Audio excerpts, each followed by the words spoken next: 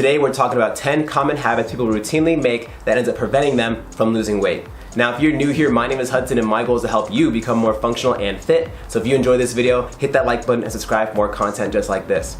Now, before we dive into these 10 main tips, the first thing I want to share with you is there's not one end-all be-all way to get to the results that you want. There's multiple different diets, multiple different exercise programs, multiple different other tips and strategies and things you can implement throughout your day to help you get to what you want to achieve. But don't think you have to do what your friends are doing or what your family members are doing. Do whatever you think will be most beneficial for you and be able to have you be most committed to it. Because if you stick to a diet for 3 days and then you splurge, and then another 3 days and you splurge, you're just gonna keep spinning that wheel and get nowhere. So decide what strategies, what diets, what methods you want to follow and stick to those and be committed, and that will have the biggest impact on your results. Now, with that being said, the first habit that prevents people from losing weight is doing a 180 with their diet.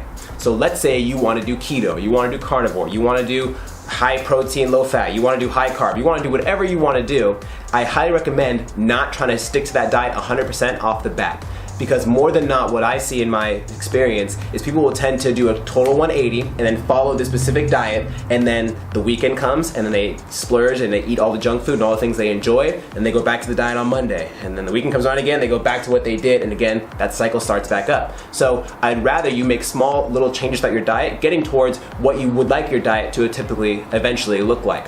Now, a great way to do that is, let's say every single day for lunch, you go out with your coworkers and you go to a restaurant and you get a burger. Instead of having a burger with the fries and a soda, get your burger. You can have a side of broccoli or a side of vegetable medley or a side of fruit instead of those fries. And instead of having soda, have water, or have soda but dilute it with some water. Find little tweaks like that and make small little substitutes, so that way you're able to cut down your calories and overall either prevent the more weight gain or possibly curb it down just by making those small changes that way.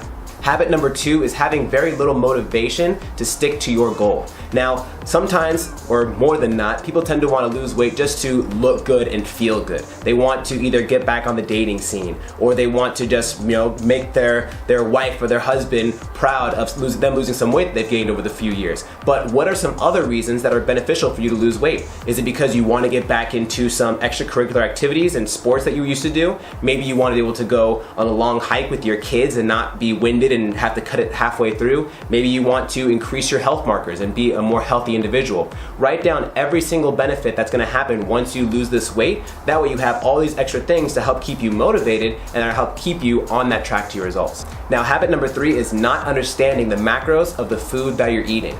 People will go and think, okay, I want to have a healthy lunch, I'm going to go have a salad. And the salad comes with this huge little trough of ranch or honey mustard or whatever, and you pour it on there, and next thing you know, you've added a ton of fat, a ton of sugar, a ton of carbs, and you've pretty much turned this healthy meal into the same thing as a burger or the same thing as a candy bar. I recommend for a week or two just looking at the back of labels, looking at nutrition labels and seeing, okay, how much is a serving? Okay, it's this little of a handful of chips or of a candy bar or something along those lines. And then you can fully understand, every time I eat this candy bar, I'm actually having 500 calories when I thought it was only 200. While you're doing that for a week or two, I recommend finding out what your macros are and get a ballpark number, so that way you can get an idea of, okay, I had 30 grams of fat for lunch today. That means I only have 15 left. I'm gonna have a macro calculator link down below. I recommend it because it's one that I just looked at, and I personally agree with a lot of the macro recommendations it gave me based off of the nutrition coaches that I've worked with in the past. So check that one out, look at more nutrition labels, and get a better understanding of what you're actually putting into your body.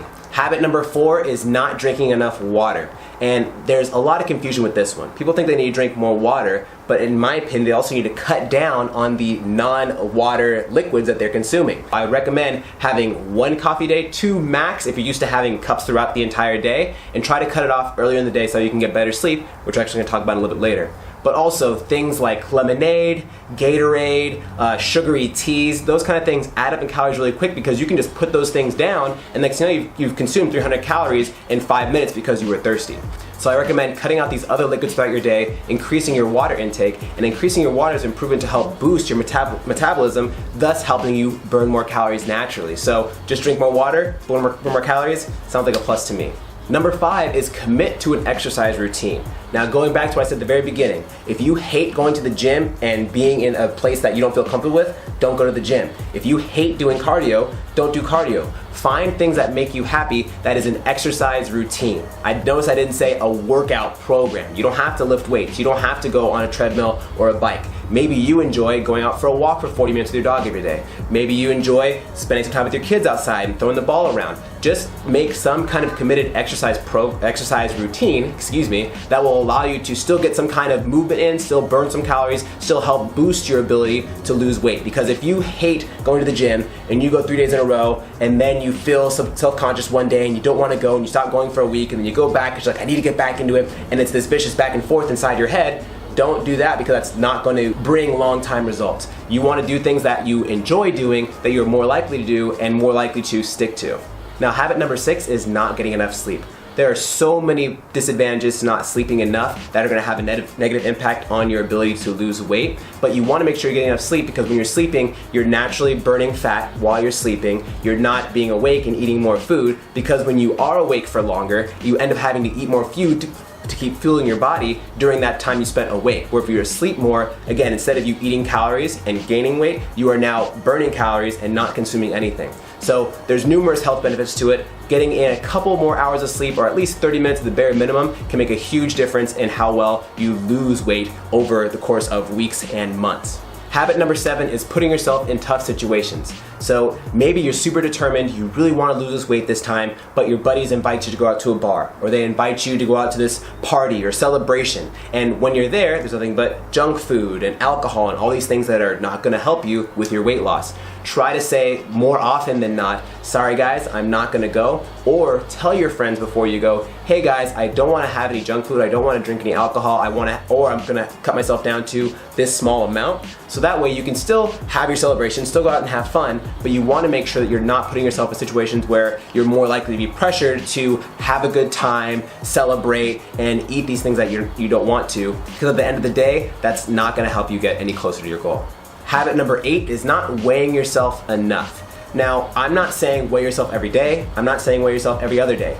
Find whatever kind of routine that you would like to do in order to weigh yourself and see if you're on track to that end result. So whether that be once a week, every other week, you want to have some kind of idea of, is what you're doing now getting you on the right track? Or is the amount of workout you're doing, or the amount of foods that you're still eating kind of slowing down your process, and all of a sudden now 2 weeks go by and you weigh yourself again and you haven't lost any weight. You're like, well, if I would have known sooner, I would have changed stuff to help me keep losing weight. So what I personally like to do is I like to do every Monday and Friday I'll weigh myself. Monday I can see if I did any damage over the weekend, and hopefully not. I can see that number still be around what I was earlier. And then on Friday I can see how much I stuck to a healthy diet and I worked out over the course of the week. That's just what works for me. Find out what works for you, whether you do want to weigh yourself every day or maybe every other week. Just make sure you're keeping markers and trackers to see, okay, if I eat this, then this happens with my weight. If I do this exercise, then this happens with my weight. Kind of put 2 and 2 together so you can really fine point what you need to do to get better results.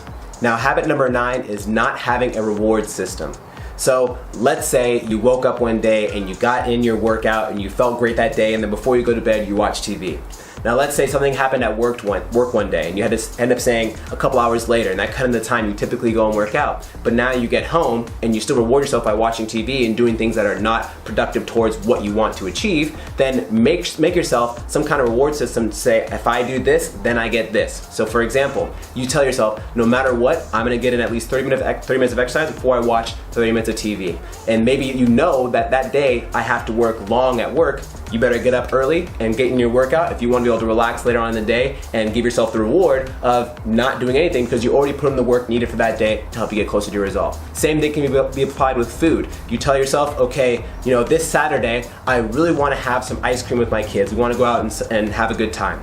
Now, tell yourself, okay, I have to work out 5 times this week, or 4 times, whatever number you pick, in order for me to be able to go out and enjoy some ice cream with my family. Setting small little rewards like that will help you stay on track and not have you eventually get back into the rut of just, okay, today I'm tired, I don't really feel like working out, I'm kind of short on time, I'm just gonna grab food on the way home from that burger joint around the street. Make sure you are telling yourself, I don't get this until this happens, so that way we're still finding that balance of doing things that you enjoy, not just driving yourself into the ground, but you're making sure that you're getting the things done necessary to stick to your results. Now, habit number 10, which is a very big one in my opinion, it can make a huge impact if you fix this, and this habit is not telling anybody. So you have friends, you have family members, you have coworkers that you enjoy talking to and hanging out with. If they understand that you are trying to lose weight, not only will they not press you to go to these situations where it's detrimental to your weight loss, but they will help motivate you and possibly check in and maybe want to even join you and be extra motivation for the weight loss. So I highly recommend telling your few closest buddies, say, hey, I'm trying to lose 20, 30, 40 pounds in this time frame, and I want to really help people keep me accountable so I don't fall off on this thing. Because if people know what you're doing, they're more likely to check in with you, and you're more likely to not want to disappoint them. So I highly recommend, whether it's just one friend, whether it's 10 friends, whether it's everyone on Facebook, tell whoever you would like to tell and have some kind of accountability partner, so that way you can make sure you are really sticking to your progress. Now, those are the 10 habits I routinely see that prevent people from losing weight. If you guys enjoyed this video, hit that like button and subscribe for more content just like this. Check out either of these videos, because if you enjoyed this one, I promise you'll enjoy these ones as well. And also, if you would want to see more content like this, let me know down below in the comments and let me know what exactly you want me to talk about next. Thanks so much for watching, you guys, and we'll see you guys in the next video.